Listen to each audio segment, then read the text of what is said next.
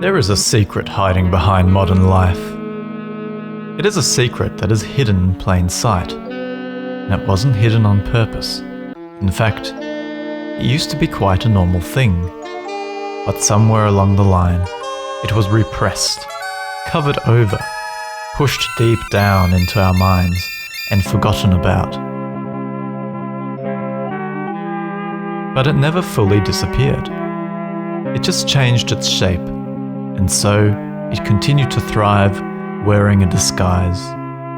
The disguise it wore was the grid.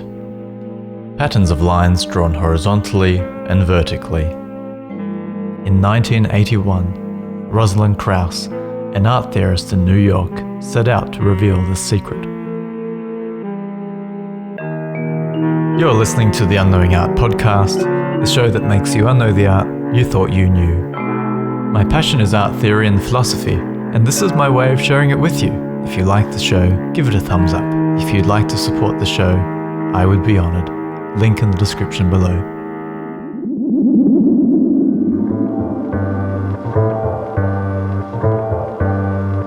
In 20th century society, the grid was everywhere. From urban planning, to buildings, to spreadsheets, grids were unavoidable. Today, we live in those cities that our grandparents built, and we know all too well the ubiquitous grid. Krauss had realized that the grid had emerged in modern art of the early 20th century and has lingered ever since. In 1916, Kazimir Malevich paints his first black square and announces to the world that the square is a living, regal infant, the first step of pure creation in art. The square then was duplicated and repeated infinitely to form a grid-like pattern, which many artists have devoted their entire artistic life to. Pierre Mondrian, Ad Reinhardt, Robert Ryman, Agnes Martin, and Jasper Johns, to name a few.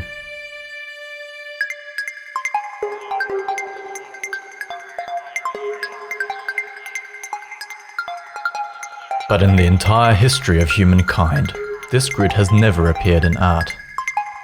So how did the grid appear, and what is the secret the grid is hiding? In her essay, The Modernist Grid, Krauss tries to answer this question, and what she discovers is that the grid is hiding something.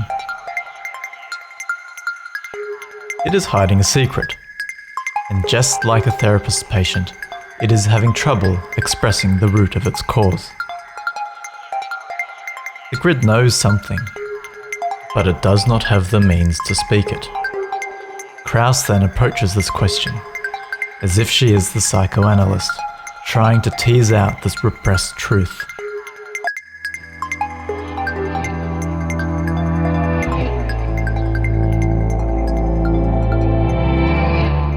Behind every 20th century grid, there lies, like a trauma that must be repressed, a symbolist window, said Krauss in 1981. Krauss realized that the all-pervading grid that was so dominant in the 20th century and so emblematic of modernity was in fact the result of a trauma, a deep-rooted psychological trauma that can be attributed to a myth which permeated the 19th and 20th century.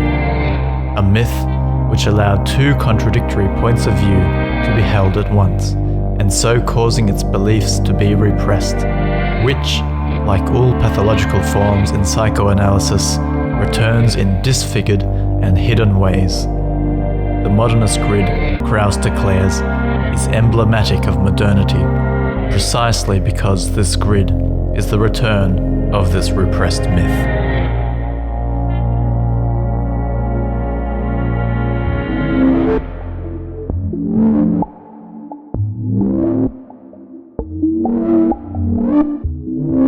This is quite an odd thing to say, because the grid might first be considered emblematic of the early 20th century, because it demonstrates its modern values of a new secular world based on a rationally organized society.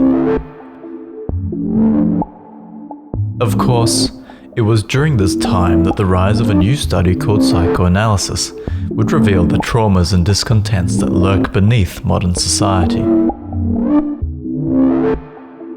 It is in this vein that Krauss suggests that lurking behind the grid is an unresolved trauma, and that the grid is emblematic of modernity, not because it demonstrates modern rational values, but because it reveals a modern trauma.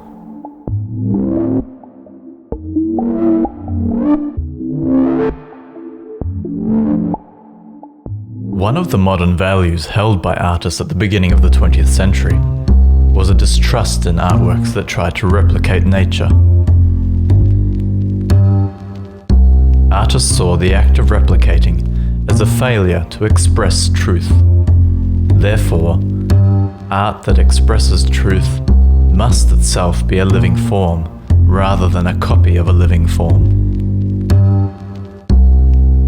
In other words, the artwork must be an end in itself, rather than a symbol which refers to something else. It was this modern value that saw art become increasingly abstract, and, until the Surrealists, did away with symbols.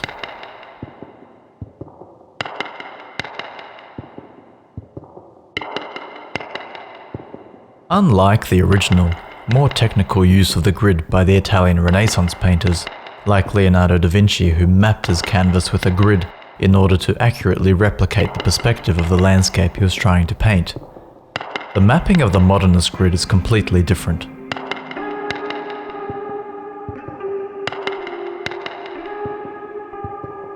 The mapping of the modernist grid is a transfer where nothing takes place.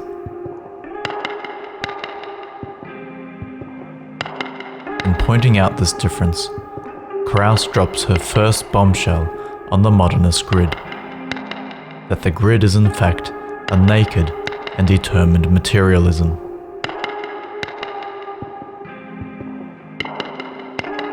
Krauss writes the following: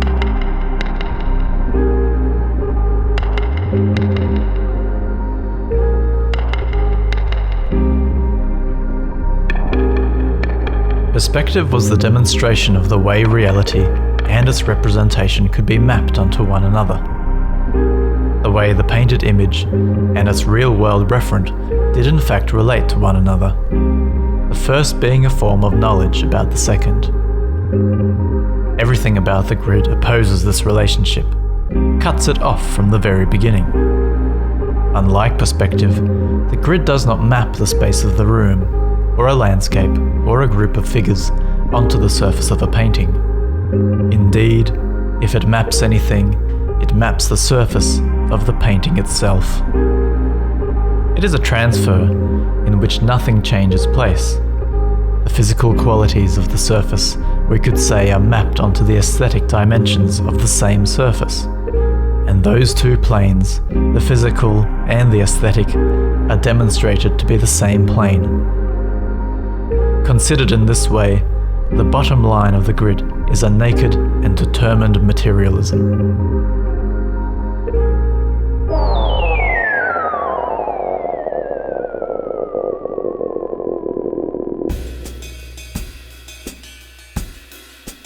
Now that we understand the modernist grid as a materialism, let's look at two examples of modernist grids.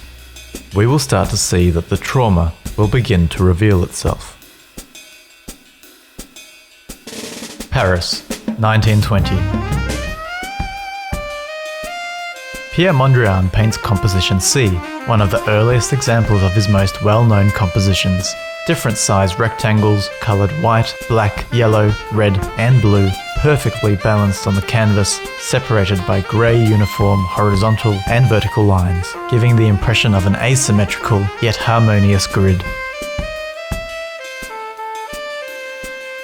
Mondrian based his grid on an idea he called neoplasticism. Described in his own words, this new plastic idea will ignore the particulars of appearance. It should find its expression in the abstraction of form and colour, that is to say, straight line and the clearly defined primary colour.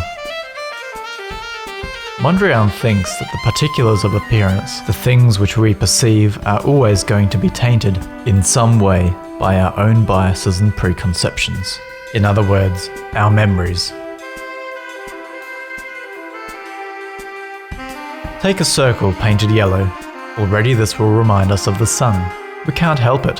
When we look at paintings, we will start to see things from our life, and so we start to read the painting as containing symbols.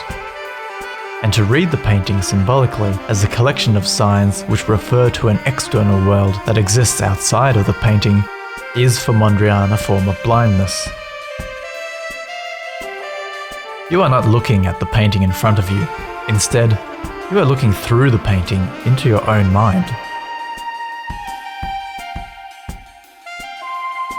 Reading his painting symbolically is problematic for Mondrian because he believes that art is, quote, the unification of man with the universe. Therefore, Mondrian would refuse to paint the circle yellow.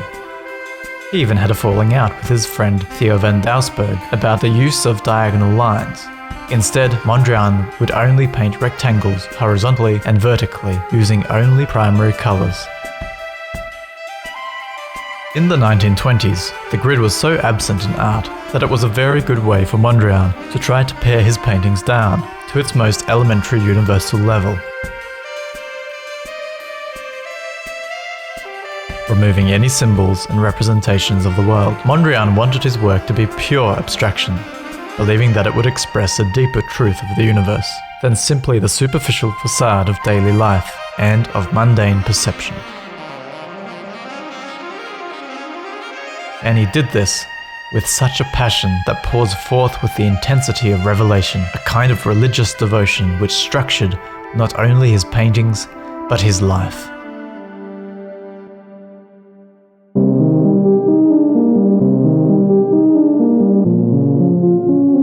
New York, 1963.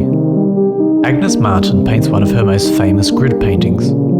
She named it Night Sea, a large canvas bordered with gold, holding within it 3,000 evenly hand-painted rectangles, coloured with lapis lazuli, divided by a thin golden grid which seems to shimmer and glow. Martin believed that she was able to express the subtle feelings that are exclusively in the mind. And just like Mondrian, she rejects painting what is seen. Whereas Mondrian attempted to express an abstract universal truth, Martin attempted to express the truth of inner experience. Martin thought that when you paint, the worst thing to come into your head is yourself, once even saying, "I'm very careful not to have ideas because they are inaccurate." Martin wants to paint those unspeakable feelings, such as innocence. For centuries, artists have tried to represent innocence by painting scenes full of symbols which refer to the idea of innocence. A baby lamb, for example, cuddled by its mother, or children playing in the garden. They create a visual language to understand the concept of innocence.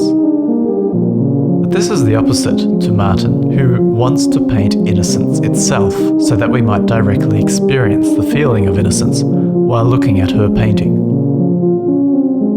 Christina Rosenberger, an Agnes Martin scholar, describes the religious attitude that surrounds the reception of Martin's work.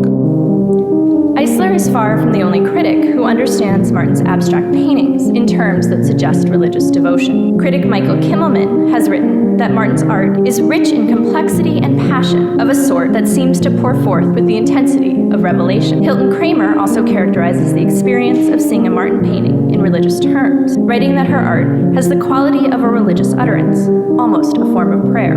The recent retrospective of Martin's work met with similarly rapturous reviews. Peter Sheldon, one of Martin's most perceptive critics, observed that the climb through the Guggenheim's retrospective feels like a secular pilgrimage. Your heart, he cautions, may be ambushed by rushes of emotion. Martin thoroughly understood the physical properties of her materials and their symbolic meaning, intentionally using the materials of religious devotionals, lapis lazuli and gold, to create a painting that achieved that highest of spiritual acts, revelation. It's perhaps no great surprise, then, that Martin herself is often written about in terms that suggest a deity, a desert saint, a sage, a cult figure, an artist's artist. For the art historian Susan Hudson, Martin's Nightsea stands as the last of her process-based works before she turned from oil to acrylic and sought to express emotions of lightness and purity unburdened by evidence of human struggle. Nightsea is important because it is one of Martin's final uses of symbolic language. It shows her ultimate distrust in symbolism. Just like Mondrian, Martin's paintings reject any form of narrative and discourse. They become purely visual.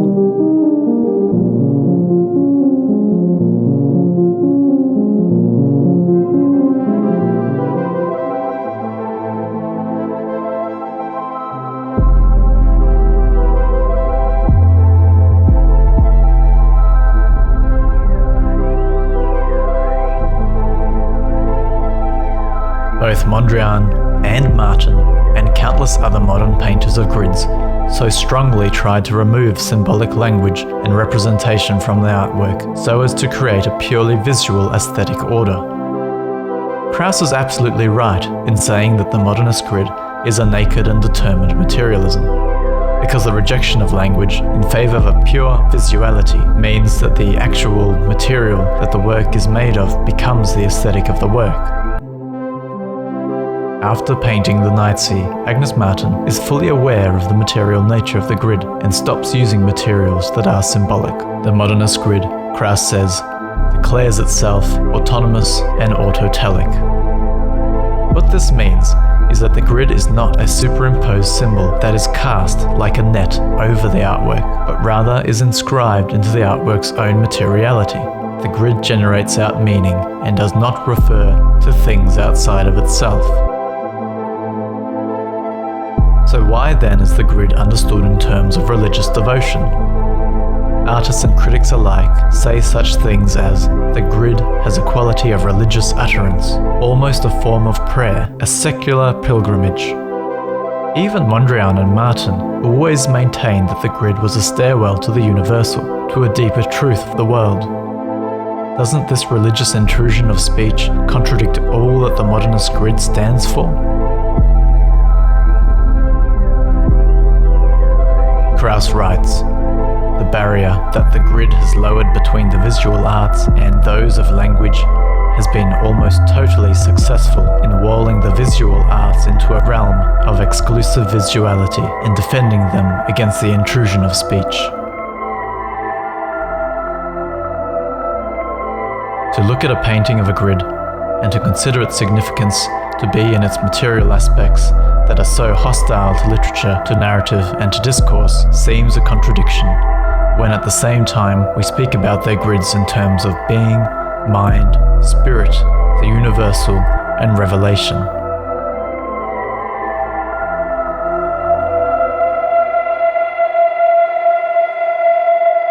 This dilemma between a secular material reading of art and a spiritual reading of art, between one which employs vision and one which employs language, was paramount at the end of the 19th century. And this battle played out in various different ways throughout society. During this time, there was an absolute rift between the secular and the sacred, and art had become a refuge for religious thought and emotion, where, Krauss says, it has remained as a secular belief ever since. Most of the writing about art at the end of the 19th century was spiritual in tone and often spoke of themes of universality and transcendence. For countless reasons, the spiritual tone was largely destroyed in the aftermath of the First World War, and then obliterated after the Second, where we find ourselves now in a situation where it is indescribably embarrassing to mention art and spirit in the same sentence.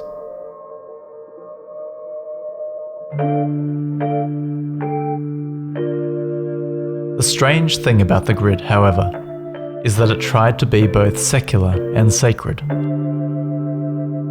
For Krauss, the peculiar power of the grid is its extraordinarily long life in the specialized space of modern art, arises from its potential to preside over this shame, to mask and to reveal it, one at the same time.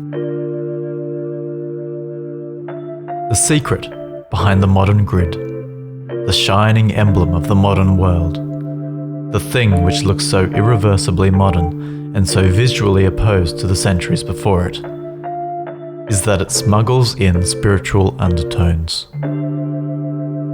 The thing which is most modern is at the same time a refuge for spiritual emotion.